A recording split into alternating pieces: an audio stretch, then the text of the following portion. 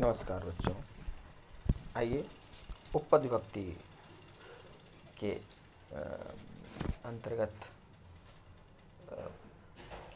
पिछले वीडियो में हमने कारक के विषय में जाना था। अब देखते हैं उपपद विभक्तियों का प्रयोग।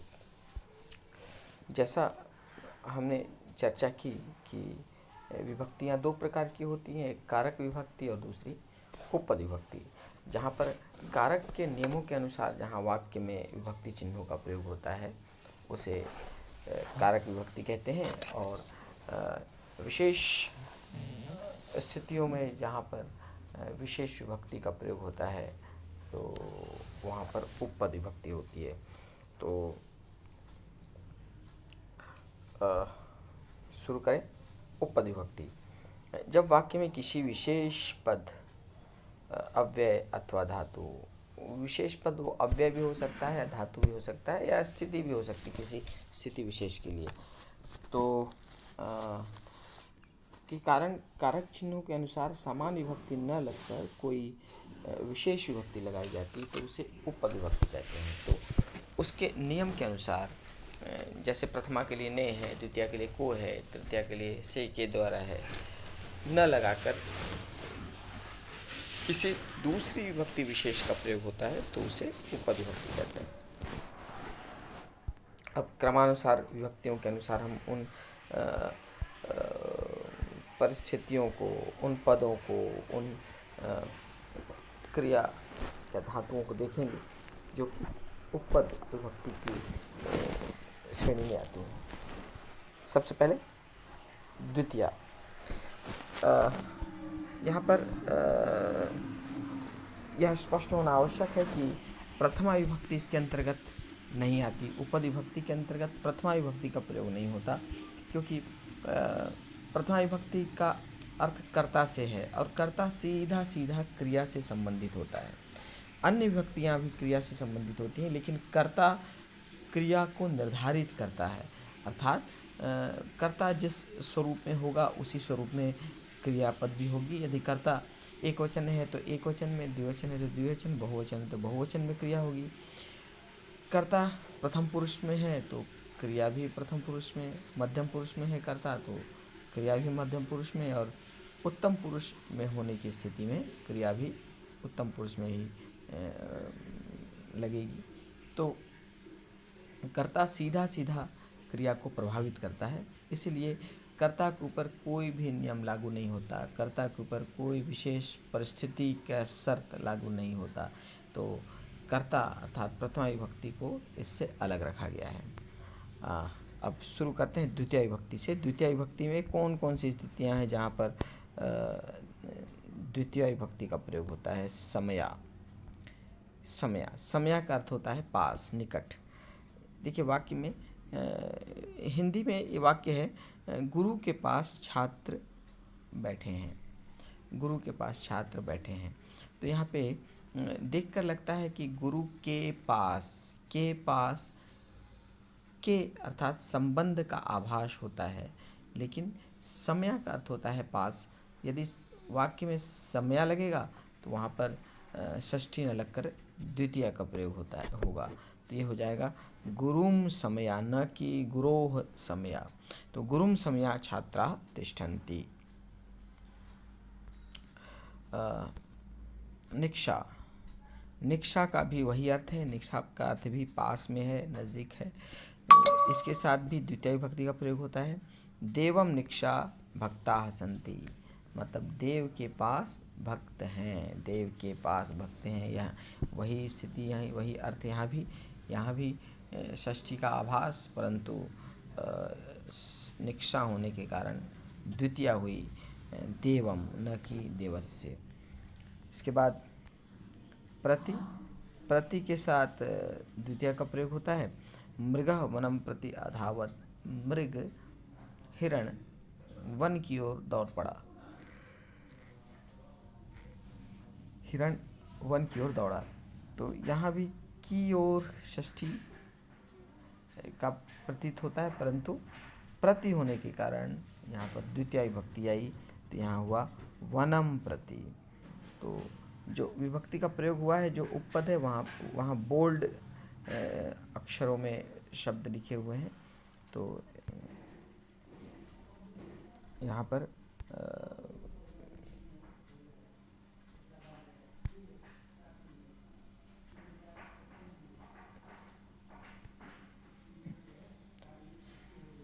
वनम के साथ प्रयोग हुआ है। प्रति के कारण द्वितीय विभक्ति वनम आई है।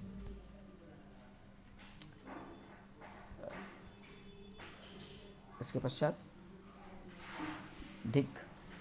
धिक का अर्थ होता है धिक्कार है। तो धिक के साथ द्वितीय विभक्ति लगती है धिक्तम पापिनम। धिक्तम पापिनम, उस पापी पर धिक्कार है, उस पापी पर धिक्कार है। यहाँ पर जब हम प्रयोग करते हैं वाक्य में तो पर का आभास होता है, परंतु धिक होने के कारण द्वितीय विभक्ति लगी है, इसलिए यहाँ पापिनम, पापिनम में द्वितीय विभक्ति लगी है। और पापिनम के अनुसार ही उसका विशेषण भी है तम। तो पापिनम, किस पापी को? उस पापी को। तो पापिनम द्वितीय एक वचन है, तो तम भी द्वितीय का एक वचन। तो धिक तम पापिनम, तो धिक के साथ द्वितीय का प्रयोग। विना। विना के साथ द्वितीय, तृतीय और पंचमी तीनों विभक्तियों का प्रयोग होता है। न केवल द्वितीय, तृतीय और पंचमी विभक्ति भी आती है इसके साथ, ये बात ध्यान रखेंगे। तो विना के साथ द्वितीय क्या प्रयोग? पुस्तकम विना त्वम कथम पठिष्यसि। पुस्तकम विना त्वम कथम पठिष्यसि। यहाँ विना के साथ द्वितीय आई है पुस्तकम, पुस्तकम विना। तो विना के लिए यहाँ पे द्वितीय पुस्तकम का प्रयोग हुआ है। अभिता। अभिता का अर्थ होता है दोनों ओर, बोथ द साइड्स। दोनों ओर के साथ अभिता के साथ द्वितीय विभक्ति आती है। तो ग्रामम अभिता वृक्षाः सन्ति। ग्रामम अभिता वृक्षाः सन्ति। अभिता आया है दोनों ओर, इसलिए ग्राम का ग्रामम हो गया कि ग्रामम अभिता, ग्रामम अभिता वृक्षाः सन्ति। दोनों के ओर के साथ द्वितीय का प्रयोग होता है। उसके बाद परितः। परितः का है सराउंडिंग, चारों ओर। तो चारों ओर के साथ द्वितीय विभक्ति है। जैसे दोनों ओर के साथ द्वितीय विभक्ति अभिता के साथ, उसी प्रकार चारों ओर परितः के साथ भी द्वितीय विभक्ति का प्रयोग होता है। तो विद्यालयम परितः राजपथम वर्तते। विद्यालयम परितः, विद्यालय के चारों ओर राजपथ है, नेशनल हाईवे है। तो परितः होने के कारण विद्यालय का द्वितीय हो गया विद्यालयम। तो विद्यालयम परितः। इसके बाद उभयतः। उभयतः का भी अर्थ दोनों ओर होता है। अभितः मने भी दोनों ओर, और उभयतः का मतलब भी दोनों ओर। अर्थ एक ही है दोनों का, और दोनों के साथ द्वितीय तत्पुरुष, द्वितीय उपपद का प्रयोग होता है। नगरम उभयतः। नगरम उभयतः नदी बहती। नगरम उभयतः नदी, उभयतः के साथ नगर की द्वितीय नगरम आ गई है। तो नगर के दोनों ओर नदी बहती है। नगरम उभयतः नदी बहती। यहाँ नगरम द्वितीय विभक्ति आई। तो इस प्रकार द्वितीय विभक्ति का प्रयोग इन अर्थों में होता है, इन परिस्थितियों में होता है। समया और निक्षा। समया निक्षा दोनों का अर्थ है पास। तो समया निक्षा के साथ द्वितीय विभक्ति अर्थ होती है, लगती है, अर्थ होता है के पास। प्रति के साथ द्वितीय विभक्ति लगती है। द्वितीय, तृतीय और पंचमी तीनों का प्रयोग होता है प्रति के साथ। धिक के साथ द्वितीय विभक्ति आएगी। अभितः और उभयतः दोनों का अर्थ है दोनों ओर, इनके साथ भी द्वितीय विभक्ति आती है। और परितः अर्थात चारों ओर, इसके साथ भी द्वितीय विभक्ति आती है। तो इन स्थितियों में द्वितीय विभक्ति का प्रयोग होता है। अब आगे बढ़ते हैं तृतीय विभक्ति। तृतीय उपपद का प्रयोग किन किन परिस्थितियों में होता है, आइए उनको देखें।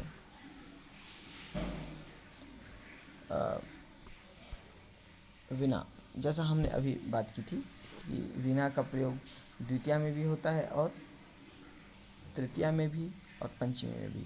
तो द्वितीया के साथ विना का प्रयोग, विना के साथ द्वितीया का प्रयोग, त्वम विना के साथ तृतीया का प्रयोग, त्वम लेखन्या विना कथम लेखिष्यसि। त्वम मैं तुम, लिखने के बिना अर्थात तुम कलम के बिना कैसे लिखोगे। तो यहाँ पे विना है इसीलिए तृतीया आया है लिखन्या। लिखन्या लिखनिभ्याम लिखनी भी। तो त्वम लिखन्या विना कथम लिखिष्यसि। तो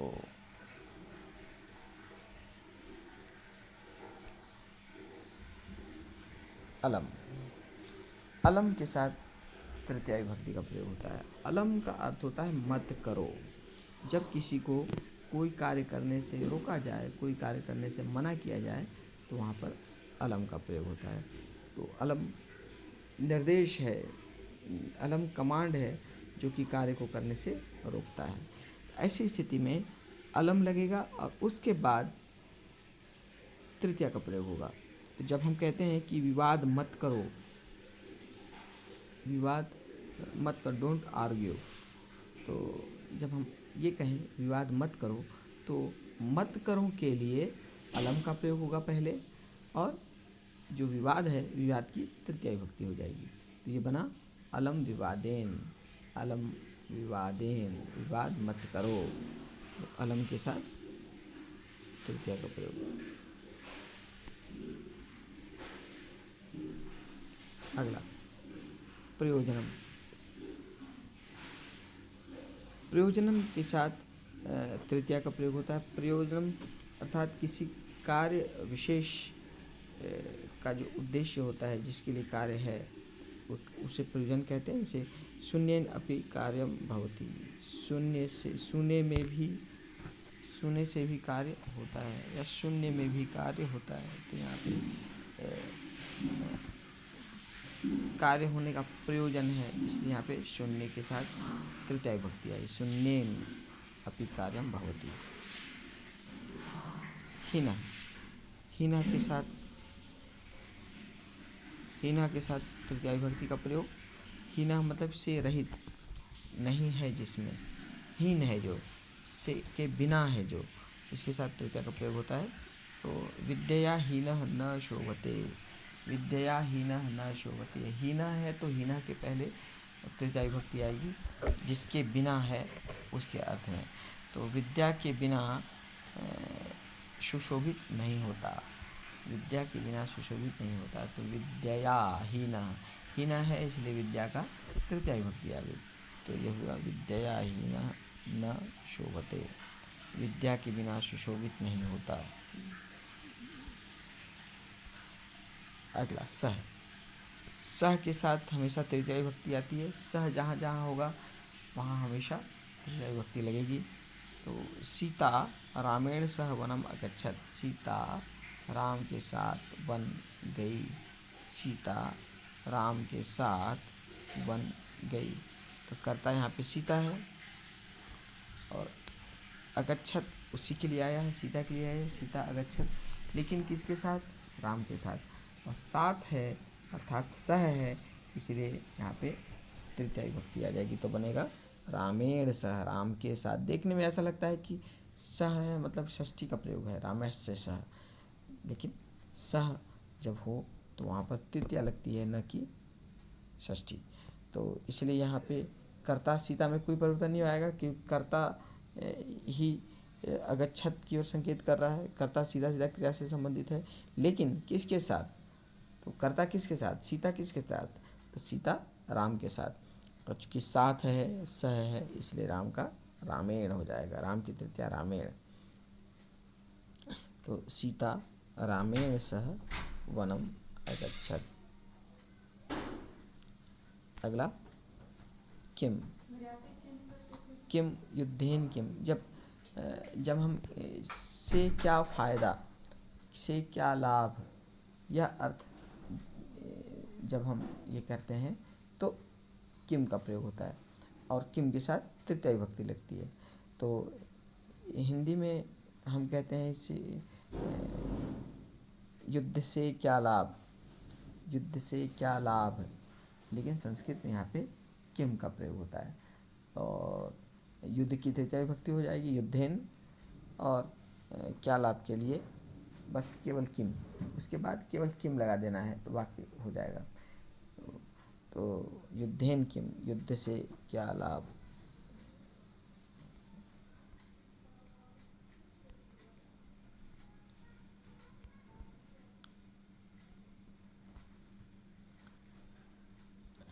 अगला चतुर्थी विभक्ति। चतुर्थी विभक्ति का प्रयोग संप्रदान के अंतर्गत होता है, और जहाँ कार्य का उद्देश्य हो, जो कर्ता कर रहा है वह कर्ता जिस उद्देश्य से कार्य को संपादित कर रहा है उसके साथ चतुर्थी विभक्ति संप्रदान लगता है। तो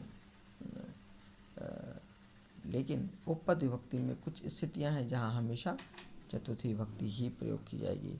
तो पहला है नमः, नमः के साथ चतुर्थी विभक्ति लगेगी।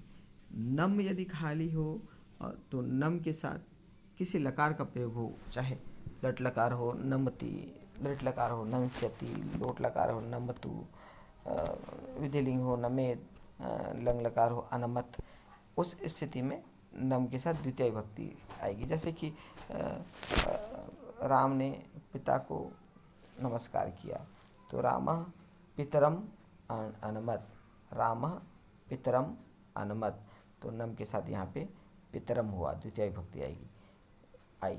लेकिन जब हम नमः कहते हैं तो नमः अर्थात केवल नमस्कार। जब हम कहते हैं कि राम को नमस्कार तो ये हो जाएगा रामाय नमः, तो राम की चतुर्थी रामाय। शिव को नमस्कार शिवाय नमः, ठीक है। लक्ष्मी को नमस्कार लक्ष्म्याय नमः, सरस्वती को नमस्कार सरस्वत्याय नमः। तो नमः जब आता है तो उसके ठीक पहले चतुर्थी विभक्ति लग जाती है। हाँ, नम लकार के साथ होगा तो नहीं लगेगी, लकार के साथ द्वितीय प्रयोग होगा। तो नमः केवल अपने मूल फॉर्म नमः में जब आए शब्द तो चतुर्थी लगेगी। स्वाहा, स्वाहा का अर्थ होता है समर्पित करना। जब हम कुछ समर्पित करते हैं तो स्वाहा कहते हैं। यहाँ स्वाहा का अर्थ यज्ञ के अर्थ में ही अक्सर इसका प्रयोग होता है। तो दुर्गा या स्वाहा, तो दुर्गा को समर्पित, तो स्वाहा होने के कारण दुर्गा का चतुर्थी विभक्ति हो जाएगी। तो दुर्गा की चतुर्थी दुर्गाए, तो दुर्गाए स्वाहा।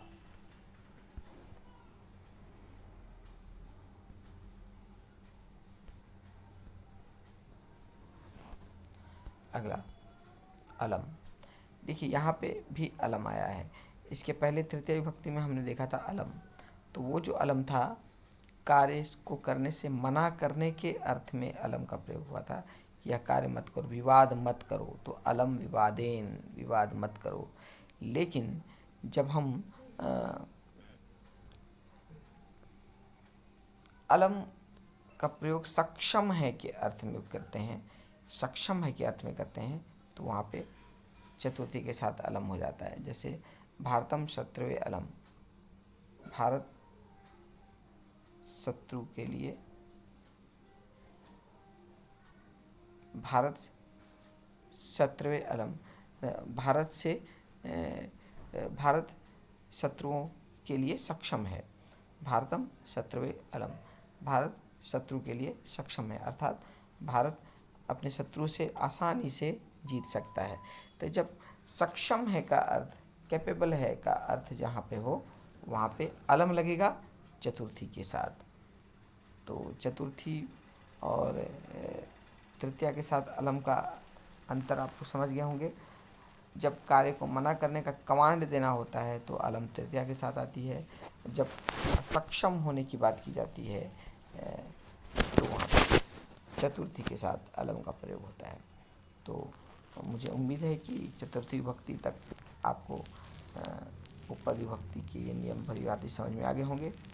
मिलते हैं अगले वीडियो में पंचमी षष्ठी सप्तमी विभक्तियों के साथ उपपद का प्रयोग। नमस्कार।